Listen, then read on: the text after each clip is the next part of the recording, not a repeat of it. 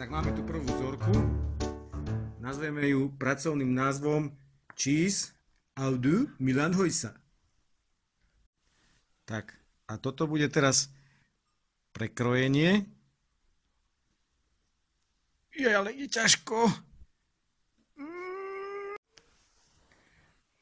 Vnútri vyzerá fantasticky. Tak máme tu vzorku číslo 2. Ten stratil formu v dóze. Je dosť roztečený, aj sa mi zdá nafúčaný. Tak uvidíme, čo bude vnútri. Takže vzorka číslo 2. Cheese au du kocka. Pre zmenu ide veľmi ľahko odkrojiť.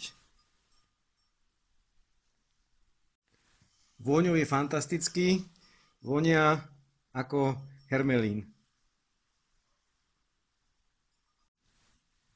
Tak a toto máme poslednú vzorku, číslo 3. Ten celkom drží formu, až na tých okrajoch, že zdvihol určitú časť. Takže vzorka číslo 3. Takže vzorka číslo 3 vôňou pripomína parmezán. A taktiež aj taký tvrdý znútra.